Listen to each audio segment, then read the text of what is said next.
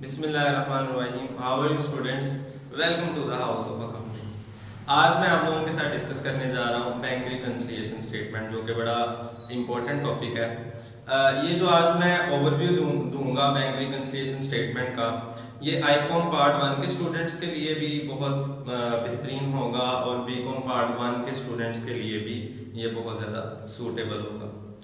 तो सबसे पहले हम बैंक रिकन्सिलिएशन स्टेटमेंट जो है इसके बारे में डिस्कस करेंगे कि हमें इसको बनाना क्यों ज़रूरी है, इसको बनाने की ज़रूरत कब पड़ती है और इससे हमें क्या फ़ायदा होता है। अच्छा, सबसे पहले आप लोगों ने ये माइंड में रखना है कि बैंक रिकन्सिलिएशन स्टेटमेंट जो है वो आमतौर पर मंथली बेसिस पर बनाई जाती है।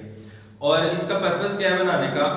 इसका पर्पस ये होता है बनाने का ये होता है कि जो दो बुक्स होती हैं, पासबुक और कैश बुक, उन दोनों के अंदर पाए जाने वाले जो मिस्टेक्स हैं, जो मिसअंडरस्टैंडिंग्स हैं, उनको कवर अप करने के लिए मैं इसको हमेशा एक टूल कहा करता हूँ कि जो बैंक रिकन्सिलिएशन स्टेटमेंट है ये एक टूल का काम देती है। तो बहुत अच्छे तरीके से ये दोनों बुक्स की जो होने वाली गलतियां हैं या जो वो काम जो दोनों में से किसी एक बुक में होने वाला रह गया है, जो कंप्लीट नहीं हो पाया, उसको भी सही करने के लिए जो है वो हम इसको इस्तेमाल करते हैं। अच्छा, वर्ड जो रिकन्सिलिएशन है, रिकन्सिलिएशन का वर्ड निकला है रिकॉन्साइल से। रिकॉन्साइल का मतलब होता है सुलह करवाना।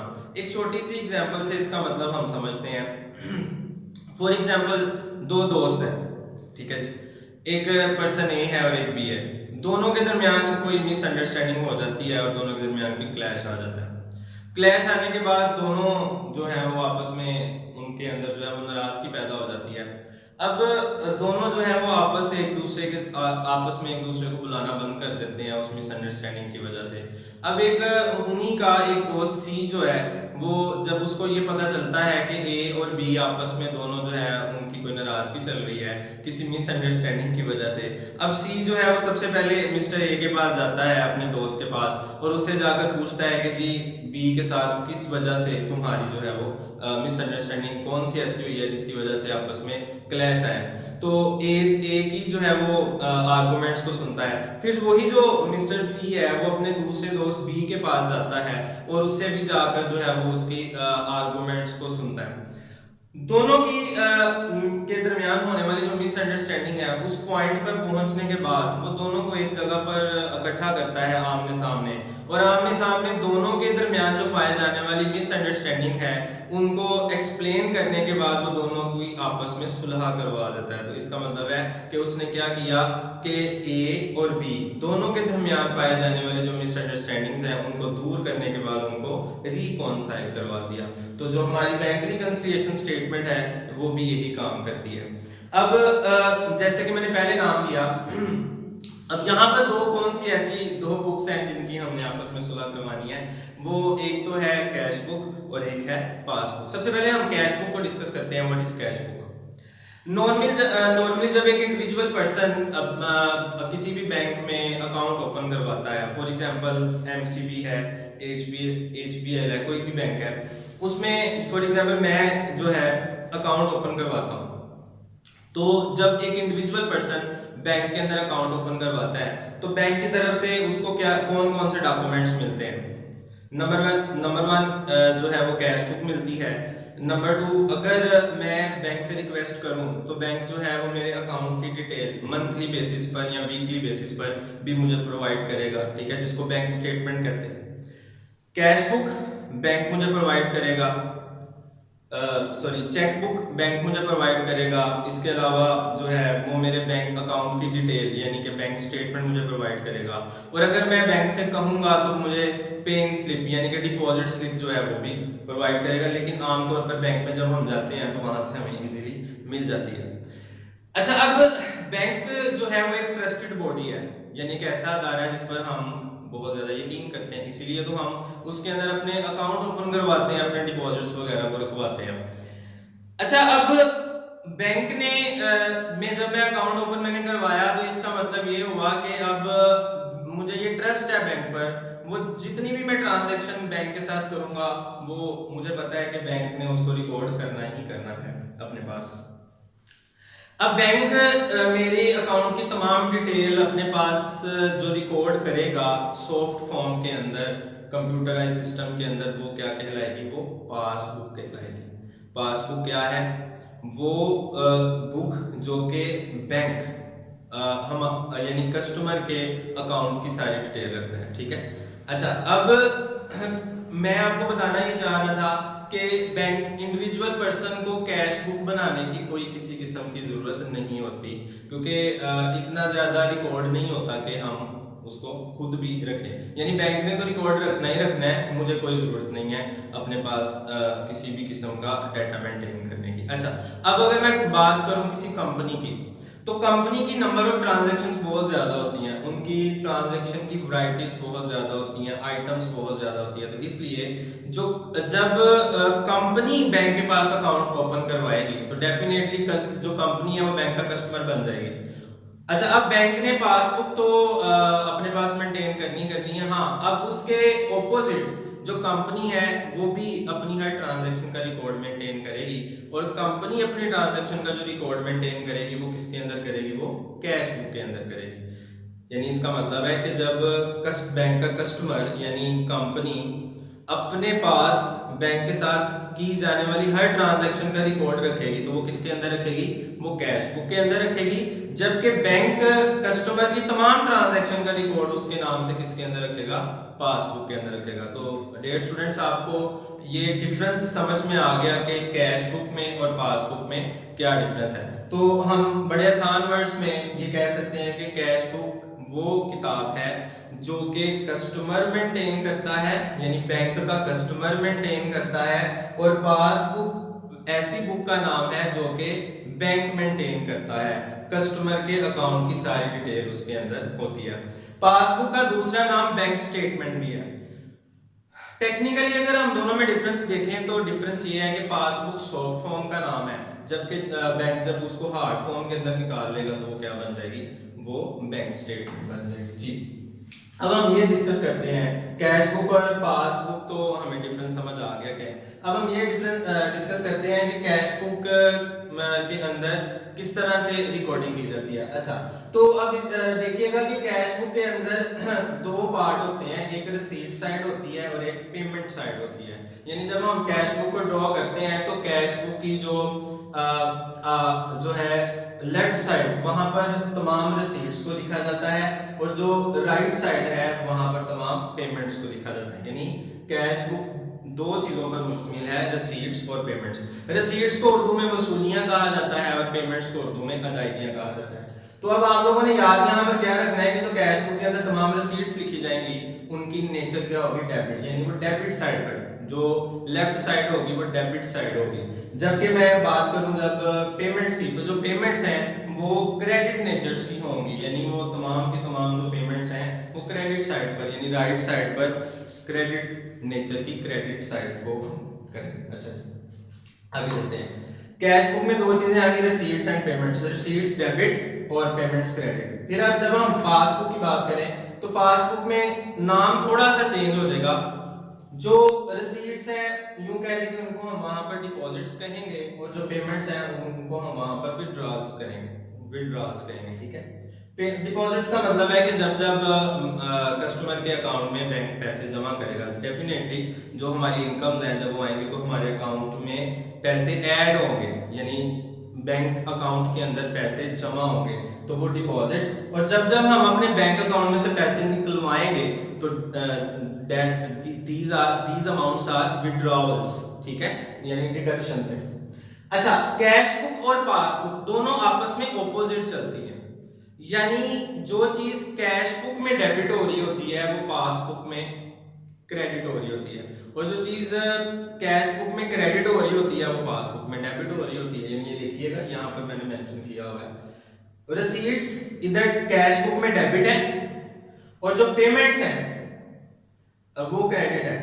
कैश बुक में रिसीट्स डेबिट है और पेमेंट्स क्रेडिट है। इस तरह से अगर हम रिसीट्स को, कैश बुक की रिसीट्स को कंपेयर करें पासबुक के साथ, तो जो इनकम साइड है वो ये है डिपॉजिट्स, तो रिसीट्स कैश बुक में डेबिट हो रही हैं और पासबुक में क्या हो रही हैं, क्रेडिट। और अगर हम पेमेंट्स की बात करें तो पेमेंट्स कैश बुक में क्रेडिट हो रही हैं और पासबुक में क्या हो रही हैं, डेबिट हो रही हैं। तो ये दोनों आपस में ऑपोजिट चल रही हैं। अच्छा, अब हमें बीआरएस कहां पर जरूरत पड़ती है बनाने की?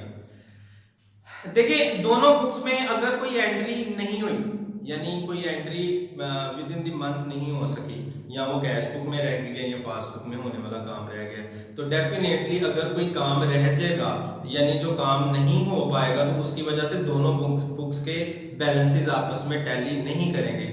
At the end of the month दोनों बुक्स के जो बैलेंसेस हैं वो आपस में टैली करने चाहिए। अगर बैलेंस आपस में टैली नहीं करेंगे तो इसका मतलब क्या हुआ कि दोनों बुक्स के बैलेंसेस जब आपस में एक जैसे नहीं आएंगे तो फिर अब क्या होगा कि वहां पर इसका मतलब है कि कोई किसी किस्म की दोनों बुक्स में मिसअंडरस्टैंडिंग आ रही है। एक बुक में कोई काम हो गया और दूसरी बुक में नहीं हुआ। मैं एक छोटी सी एग्जांपल देता हूँ चेक्स की। फॉर एग्जांपल कि हमने अपने किसी कस्टमर को पेमेंट करने के लिए चेक जो है वो बैंक की तरफ भेजा।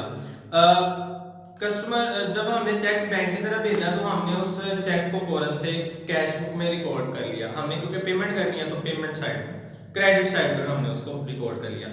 अब वो जो जब चेक बैंक के पास जाना है तो बैंक ने जब उसकी पेमेंट करनी है तो बैंक ने उसको हमारे अकाउंट को डेबिट कर देना है। हमने उसको क्रेडिट किया हुआ, बैंक ने उसको डेबिट करना है। अब हमने जब वो चेक बैंक की तरफ भेजे तो हमने अपने पास उसको कैश बुक में फौरन से रिकॉर्ड कर लिया, लेकिन विद इन द मंथ किसी भी डिले की वजह से अगर बैंक उन चेक्स को डेबिट नहीं कर पाया तो इसका मतलब है कि दोनों बुक्स में क्या हुआ कि क्लैश आ गया, मिसअंडरस्टैंडिंग आ गई। तो इसका मतलब है कि जहां पर मिसअंडरस्टैंडिंग आ गई अब वहां पर हम उस गलती को बैंक रिकंसिलिएशन स्टेटमेंट के अंदर रिकंसाइल करेंगे। होप सो कि आपको बहुत अच्छे तरीके से ये समझ आ गई होगी। अच्छा, आगे चलते हैं।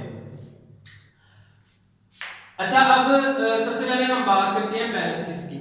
उसके बाद मैं आऊंगा कि कौन कौन सी मिस्टेक्स हैं जो दोनों बुक्स में बहुत कॉमन है जिसकी वजह से हमें बीआरएस बनानी पड़ती है। अच्छा, बैलेंसेस की अगर हम बात करें तो कैश बुक के भी दो बैलेंसेस हैं और पासबुक के भी दो बैलेंसेस हैं। आपको क्वेश्चन के अंदर चारों बैलेंसेस में से कोई एक बैलेंस लास्ट में दिया होगा, या तो कैश बुक का बैलेंस दिया होगा या तो पासबुक का बैलेंस दिया होगा। कैश बुक का नॉर्मल बैलेंस होगा या ओवरड्राफ्ट बैलेंस होगा। कैश बुक का जो नॉर्मल बैलेंस है उसका दूसरा नाम फेवरेबल बैलेंस भी होता है। कैश बुक का जो ओवरड्राफ्ट बैलेंस है उसका दूसरा नाम अनफेवरेबल बैलेंस भी होता है। अब आप लोगों ने याद क्या करना है कि कैश बुक का जो नॉर्मल बैलेंस होता है वो सिंपल, अगर कुछ भी ना बताया हो कि ये कौन सा बैलेंस है, नॉर्मल है या ओवरड्राफ्ट है, तो इसका मतलब है कि नॉर्मल है। तो नॉर्मल कैश बुक के नॉर्मल बैलेंस को हम हमेशा क्या करेंगे, डेबिट करेंगे। कैश बुक के ओवरड्राफ्ट बैलेंस को हम हमेशा क्या करेंगे, क्रेडिट करेंगे। तो क्वेश्चन हमारा स्टार्ट दोनों में से किसी एक बैलेंस से होगा। इसी तरह से पासबुक की अगर हम बात करें तो जैसे मैंने आपको पहले मेंशन किया कि कैश बुक और पासबुक दोनों आपस में ऑपोजिट चलती हैं। तो कैश बुक का अगर आप बैलेंसेस याद कर लेते हैं तो पासबुक के बैलेंसेस याद करना कोई मुश्किल नहीं है, आप इसके ऑपोजिट कर लें। कैश बुक का नॉर्मल बैलेंस डेबिट, पासबुक का normal balance credit, opposite. Cash book का ओवरड्राफ्ट बैलेंस क्रेडिट और पासबुक का ओवरड्राफ्ट बैलेंस डेबिट। अच्छा, कैश बुक का नॉर्मल बैलेंस एमसीक्यूज में भी पूछा जा सकता है। कैश बुक का जो नॉर्मल बैलेंस है वो फेवरेबल और पासबुक का normal balance unfavourable. Cash book का ओवरड्राफ्ट बैलेंस अनफेवरेबल और पासबुक का ओवरड्राफ्ट बैलेंस फेवरेबल होगा। ठीक है जी। अच्छा, अब इस तरह से है कि मैं आगे फर्दर जाने से पहले मैं आपको एक चीज क्लियर कर दूं। मैंने स्टार्ट में ये बात की कि ये पेपर के पॉइंट ऑफ व्यू से बहुत ही इंपॉर्टेंट चैप्टर है। इसकी वेटेज आईकॉम पार्ट 1 में अगर हम बात करें तो 20 नंबर का सब्जेक्टिव टाइप पेपर में लाजमी लॉन्ग क्वेश्चन आता है, और इसी तरह से अगर हम बीकॉम पार्ट 1 में बात करें तो वहां पर भी 20 नंबर का लॉन्ग क्वेश्चन यानी कि सब्जेक्टिव टाइप पेपर में। तो इसका और इसी चैप्टर में इंटर की अगर मैं बात कर रहा हूं तो इन आईकॉम पार्ट 1 में इसमें से 20 नंबर का लॉन्ग क्वेश्चन भी आना ही आना है मस्ट, और इसके साथ साथ कुछ डेफिनेशन और एक आध एमसीक्यूज भी आएगा, यानी 21 to 22% वेटेज है इसकी आपके पेपर में। 100 मार्क्स का पेपर होता है इस वजह से। अच्छा, अब ये तो बैलेंसेस हो गए। अब आगे हम बात करते हैं कि वो कौन कौन सी ऐसी मिसअंडरस्टैंडिंग्स हैं जिनकी वजह से कैश बुक में और पासबुक में डिफरेंसेस आते हैं, दोनों के बैलेंसेस आपस में टैली नहीं होते। तो सबसे पहले मैं चेक की बात करूं तो कुछ ऐसे चेक्स हैं जिनकी वजह से मिसअंडरस्टैंडिंग, यानी कि ये वो चीजें हैं जो कि ये चेक्स वो मिसअंडरस्टैंडिंग है जो कि बैंक की तरफ से डिले हो जाते हैं। सबसे पहले हम बात बात करते हैं अनप्रेजेंटेड चेक्स की। अच्छा जी, अब अनप्रेजेंटेड चेक, अब कौन से, मैंने पीछे एक एग्जांपल के अंदर भी आप लोगों को कहा। अच्छा, ये आपको जो क्वेश्चन आएगा उसके अंदर स्टेटमेंट में इसका हिंट क्या लिखा होगा, या तो अनप्रेजेंटेड चेक्स डायरेक्ट लिखे होंगे, अनप्रेजेंटेड चेक्स को अनडेबिटेड चेक्स भी कहते हैं, या हिंट कैसे पता चलेगा, स्टार्ट में स्टेटमेंट में लिखा होगा चेक्स आर इशूड या चेक्स आर ड्रॉन, ठीक है, in the favour of creditors. Creditors का वर्ड, इशूड का वर्ड या ड्रॉन का वर्ड, ये तीन वर्ड आप लोगों ने याद रखने हैं, आपको हिंट पता चलेगा। तो ऐसे चेक जो कि इशूड किए जाते हैं, तो इसका मतलब है कि ऐसे चेक जो हम इशू करते हैं वो हम कैश बुक की पेमेंट साइड पर लिखेंगे। इसका मतलब है हमने पेमेंट साइड पर उसको रिकॉर्ड कर लिया होगा। अब बैंक की तरफ से डिले है, या तो बैंक ने एंट्री लेट की है, या अगले महीने में की है, और जिस मंथ में हमने भेजा था हमें उस मंथ के अंदर अंदर उसने इंटीमेशन नहीं दिया, तो इसका मतलब है कि बैंक ने उसको रिकॉर्ड नहीं किया, बैंक उसको रिकॉर्ड नहीं कर पाया। तो ऐसे चेक्स जो कि कैश बुक के अंदर क्रेडिट हो चुके हैं और बैंक ने अभी तक उनको डेबिट नहीं किया, वो अनप्रेजेंटेड चेक्स कहलाएंगे। और बीआरएस के अंदर हम उनको हमेशा क्या किया करेंगे, डेबिट किया करेंगे। आगे चलते हैं, अनक्रेडिटेड चेक्स, इनके एक दो और नाम भी हैं, मैंने लिखे हुए हैं, इनको अनक्रेडिटेड चेक्स भी कहते हैं, अनकलेक्टेड चेक्स भी कहते हैं, अनक्लेयर्ड चेक्स भी कहते हैं, और अनरिकॉर्डेड चेक्स भी कहते हैं। नाम से जाहिर है अनक्रेडिटेड का मतलब है कि ऐसे चेक्स जिनको बैंक क्रेडिट नहीं कर पाया। इसका मतलब है कि हमारे किसी कस्टमर ने हमें चेक भेजा, हमने जब रिसीव किया तो हमने कैश बुक में उसको डिपॉजिट साइड पर लिख लिया, यानी हमने उसको रिसीट साइड पर लिख लिया, डेबिट साइड पर लिख लिया। तो जब हमने वो चेक बैंक की फेवर में भेजे, बैंक की तरफ भेजे, तो बैंक को क्या चाहिए था कि वो चेक्स को ले और हमारे अकाउंट के अंदर उनके पैसे ऐड कर दे, ठीक है। तो इसका मतलब ये हुआ कि ये ऐसे चेक्स हैं जिनकी एंट्री जो है वो कैश बुक में डेबिट हो चुकी हुई है, लेकिन अभी तक पासबुक में बैंक ने उसको हमारे अकाउंट में क्रेडिट नहीं किया। इन चेक्स की रकम हमारे अकाउंट के अंदर क्रेडिट नहीं की, जमा नहीं की, ऐड नहीं की, तो ऐसे चेक्स अनक्रेडिटेड चेक्स कहलाएंगे। तो हम इनको क्या किया करेंगे, हम इसको बीआरएस में क्रेडिट किया करेंगे, क्योंकि ये अभी तक क्रेडिट नहीं हुए। आगे चलते हैं, डिसऑनर्ड चेक, ऐसा कोई भी चेक, डिसऑनर का मतलब है मुस्तरद हो जाना, यानी जब हम किसी भी वजह से हो सकता है, जब हमने जो है वो चेक बैंक की फेवर में भेजा, उसके साइन सही नहीं है, उसमें अमाउंट फिगर में सही नहीं लिखी हुई, कोई भी ऐसा मसला है, तो इसकी वजह से बैंक ने हमारे चेक को ऑनर नहीं किया, बल्कि डिसऑनर कर दिया। चेक डिसऑनर हो जाए या तो बिल्स ऑफ एक्सचेंज डिसऑनर हो जाए, तो ऐसा अगर कुछ भी डिसऑनर होगा तो आपने उसको क्रेडिट कर देना, यानी उसका क्रेडिट इफेक्ट, यानी जब हम उसको भेजेंगे तो उसको हम अपनी रिसीट्स बनाकर भेजेंगे, उसमें कैश बुक में हम उसको डेबिट साइड पर लिखेंगे, तो जब वो चेक दोबारा से ही हमारे पास आ जाएंगे तो वो डेबिट इफेक्ट को खत्म करने के लिए हम इसको दोबारा से क्रेडिट करेंगे। तो ये चेक्स की बात हो गई। आगे चलते हैं रिसीट्स और पेमेंट्स। अच्छा, रिसीट्स एंड पेमेंट से पहले एक वर्ड आपको एक टर्म लाजमी समझना है, वो है as per standing orders. Standing orders क्या होते हैं, ऐसे वो तमाम काम, रिसीट्स या पेमेंट्स, जो कि हम कंपनी ने ऑलरेडी बैंक को कह दिए होते हैं कि हमारे ये वाले काम तुमने कर देने हैं, यानी अगर कोई पेमेंट करने वाली है तो on the behalf of the company bank कर देगा, तो पेमेंट करेगा तो अकाउंट में से पैसे डिडक्ट कर लेगा, और अगर कोई भी इनकम हमारे बिहाफ पर बैंक रिसीव करेगा तो उस वक्त हमारे अकाउंट को क्रेडिट करेगा। तो इसका मतलब है कि जो स्टैंडिंग ऑर्डर्स हैं, वो चाहे पेमेंट है चाहे वो रिसीट है, अगर बैंक ने उसको कर लिया हुआ है तो इसका मतलब है कि बैंक ने उसका अफेक्ट कर लिया हुआ है। अगर वो पेमेंट है, एक्सपेंस है, तो इसका मतलब है कि हमारे अकाउंट को बैंक ने डेबिट किया है, तो अब हम क्या रहता है, उसका अफेक्ट क्या रहता है, क्रेडिट करने वाला है, यानी कि हमने उसको कैश बुक में क्रेडिट नहीं किया, तो लिहाजा फिर हम वही गलती को सुधारने के लिए बीआरएस में क्रेडिट करेंगे, ठीक है जी। अगर वो रिसीट है तो इसका मतलब है कि बैंक ने हमारे अकाउंट को क्रेडिट कर दिया हुआ है और हमने अभी तक उसको कैश बुक में डेबिट नहीं किया, तो इसका मतलब है कि कैश बुक में डेबिट इफेक्ट रहता है, तो वही काम हम किस में करेंगे, बीआरएस में। तो ये आपने ज़हन नशीन रखना है। तो ये सारी रिसीट्स देख लें, मैंने यहाँ पर रिसीट्स के आगे लिखा हुआ है डेबिट, ये कहाँ डेबिट करना है, ये हमें बीआरएस के अंदर इसको डेबिट करना है, ये याद रखिएगा। पेमेंट्स के आगे लिखा हुआ है क्रेडिट, इसका मतलब है कि इसको हमने बीआरएस के अंदर क्रेडिट करना है, ठीक है जी।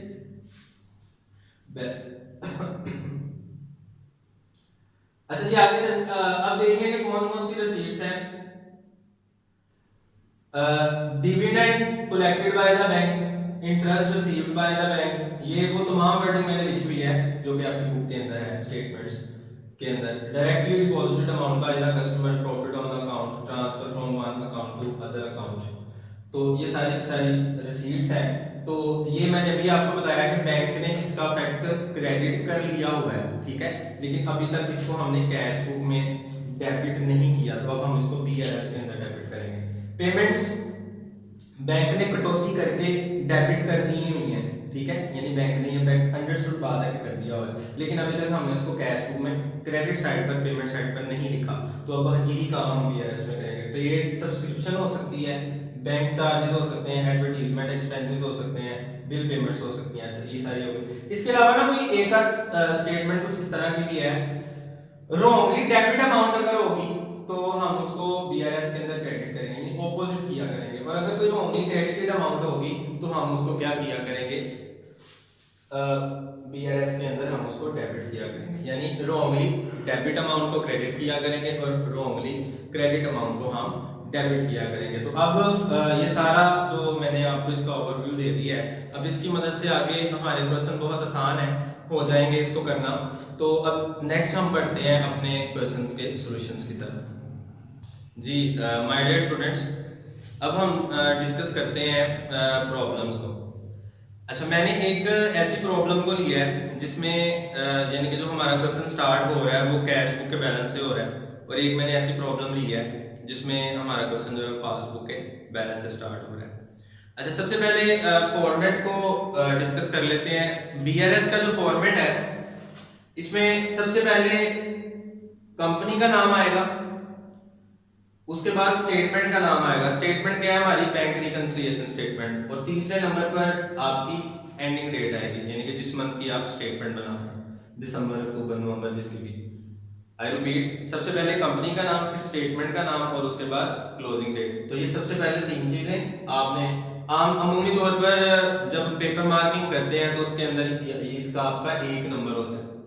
उसके बाद फॉर्मेट में एक आपका बड़ा कॉलम बनेगा, वो पर्टिकुलर्स का बनेगा। उसके बाद जो सेकंड कॉलम बनेगा उसमें आपने लिखना है डेबिट और क्रेडिट, यानी कि डेबिट आगे स्लैश लिख के क्रेडिट। थर्ड कॉलम आपका बनेगा अमाउंट का। हम एड लेस के तरीके से इसको करेंगे, यानी आपके टोटल कितने बनेंगे आपके कॉलम, एक आपका बड़ा कॉलम बनेगा पर्टिकुलर्स का, दूसरा डेबिट क्रेडिट का कॉलम और तीसरा अमाउंट का। अच्छा, अब हम सॉल्यूशन की तरफ जाते हैं कि हमने बीआरएस को एडलेस के तरीके से किस तरह से करना है। बड़ा सिंपल है, जैसे आपको मैथ में प्लस और माइनस का रूल आता है। प्लस प्लस करें तो नेट आंसर प्लस में आता है, माइनस माइनस करें तो नेट आंसर माइनस में आता है, प्लस माइनस करें तो माइनस में। अच्छा, प्लस प्लस वाली दोनों अमाउंट्स ऐड होती हैं, माइनस माइनस वाली दोनों अमाउंट्स भी ऐड होती हैं, ठीक है। प्लस माइनस वाली भी माइनस होती है, माइनस प्लस वाली भी माइनस होती है। अब इसी तरह से यहाँ पर भी सेम ही हमारा जो है वो रूल हम अप्लाई करेंगे। मैं छोटा सा आपको यहाँ पर फॉर्मेट सा बना देता हूँ, आप देखिएगा जरा। डेबिट की अमाउंट्स होंगी तो दोनों आपस में ऐड हो जाएंगी और नेट आंसर किसमें आएगा, डेबिट में आएगा। डेबिट की अमाउंट्स दोनों आपस में ऐड होंगी और आंसर किसमें आएगा, डेबिट में आएगा। क्रेडिट की दोनों अमाउंट्स भी आपस में क्या होंगी, ऐड होंगी और नेट आंसर किसमें आएगा, यानी बैलेंस किसमें आएगा, क्रेडिट में आएगा। अच्छा, अब डेबिट क्रेडिट की अमाउंट सो अभी जैसे मैंने बताया आप लोगों को, क्रेडिट और क्रेडिट ये भी दोनों आपस में क्या होंगी, प्लस, और नेट आंसर किसमें आएगा, क्रेडिट। अच्छा, अब अगर ऐसा हो कि एक अमाउंट डेबिट की हो और एक अमाउंट कौन सी हो, क्रेडिट की हो, एक अमाउंट डेबिट की हो और एक अमाउंट कौन सी हो, क्रेडिट की। अच्छा, अब इसके ये रूल क्या होगा, अगर आपकी लार्जर अमाउंट जो है, ग्रेटर अमाउंट डेबिट की है और जो स्मॉलेस्ट अमाउंट है वो क्रेडिट की है, तो डेबिट में से क्रेडिट लेस होगा और बैलेंस किसमें आएगा, लार्जेस्ट वाले साइन वाला। यानी अगर लार्जेस्ट आपकी अमाउंट डेबिट है और स्मॉलेस्ट क्रेडिट है तो होने दोनों आपस में लेस है, लेकिन नेट जो बैलेंस के साथ आपका साइन आएगा वो डेबिट का आएगा। इसी तरह से अगर आपकी क्रेडिट अमाउंट ग्रेटर है और डेबिट अमाउंट लेसर है तो जो दोनों आपस में लेस होंगे और आंसर नेट जो है किसमें आएगा, क्रेडिट में आएगा। यानी डेबिट और क्रेडिट दोनों आपस में लेस होंगे। ग्रेटर अगर डेबिट में है तो बैलेंस डेबिट में, अगर आपकी क्रेडिट और डेबिट है तो ये भी लेस होंगे। ग्रेटर अमाउंट अगर क्रेडिट में है तो नेट आंसर किसमें आएगा, क्रेडिट में। तो ये आपका रूल हो गया डेबिट और क्रेडिट का। अब मैंने आपका जो लेटेस्ट एडिशन है आईकॉम पार्ट 1, आईकॉम पार्ट 1 की जो प्रिंसिपल्स ऑफ अकाउंटिंग है सुहेल अफजल साहब की, उसका जो लेटेस्ट एडिशन है आपका, ये चैप्टर नंबर 8 है। यानी चैप्टर नंबर 8 में दो हिस्से हैं, कैश बुक और बीआरएस। तो जो बीआरएस की प्रॉब्लम है वो प्रॉब्लम नंबर 8 से स्टार्ट हो रही है। तो मैंने एक प्रॉब्लम नंबर 8 सॉल्व की है और एक मैंने प्रॉब्लम नंबर 14 सॉल्व की है। अच्छा, ये दोनों प्रॉब्लम सिर्फ मैं आप लोगों के साथ डिस्कस करूंगा, इसके अलावा बाकी सारे के सारे पॉइंट्स मैंने अभी आपको प्रीवियस जो है वो डिस्कस कर दिए हैं। इसके अलावा आपके बुक में जितने टोटल क्वेश्चन है बीआरएस के, उसके अंदर जो अहम पॉइंट है वो मैं इन दोनों क्वेश्चंस के एंड पर वो आप लोगों के साथ डिस्कस कर लूंगा, यानी उसमें कोई किसी किस्म की फिर आपको कंफ्यूजन नहीं होगी। अच्छा, अब ये बात तय हो गई, देखिएगा जरा छोटा सा कॉन्सेप्ट समझ लें। मैंने आप लोगों को जैसे कहा कि जो कैश बुक का नॉर्मल बैलेंस है वो डेबिट होता है, ठीक है, और कैश बुक का जो ओवरड्राफ्ट बैलेंस है वो क्रेडिट होता है। इस तरह से पासबुक का ऑपोजिट है। अच्छा, मैंने आपको हर एक चीज का फैक्ट बता दिया। मैंने आपको कहा कि जो अनप्रेजेंटेड चेक्स हैं वो हमेशा बीआरएस के अंदर क्या होंगे, डेबिट होंगे। अनक्रेडिटेड चेक्स जो हैं वो बीआरएस में हमेशा क्या होंगे, वो क्रेडिट होंगे। अच्छा, अब ये और इसके अलावा आपको रिसीट्स और पेमेंट्स का भी बता दिया, उनका क्या ट्रीटमेंट होना है, डेबिट या क्रेडिट। अच्छा, अब आपने वो याद कर लिया। अब इसके बाद जो बैलेंस होगा उसके साथ, अब देखें सीधी सीधी सी बात, कैश बुक का नॉर्मल बैलेंस डेबिट, अब जो अनप्रेजेंटेड चेक्स है वो डेबिट है तो डेबिट डेबिट ऐड हो जाएंगे। अब इसी तरह से अगर कैश बुक का ओवरड्राफ्ट बैलेंस होगा तो उसके साथ हम ऑपोजिट ट्रीटमेंट करेंगे। कैश बुक का ओवरड्राफ्ट बैलेंस क्रेडिट होता है, अनप्रेजेंटेड चेक्स डेबिट होते हैं। तो अगर डेबिट क्रेडिट को देखेंगे तो लेस, इसका मतलब है अगर हम इसको आसान अल्फाज में कहें तो हम कहेंगे अनप्रेजेंटेड चेक्स कैश बुक के नॉर्मल बैलेंस में हमेशा ऐड हुआ करेंगे और अनप्रेजेंटेड चेक्स कैश बुक के ओवरड्राफ्ट बैलेंस में से हमेशा लेस हुआ करेंगे। और इसके ऑपोजिट ट्रीटमेंट जो है वो आपका पासबुक के साथ होगा।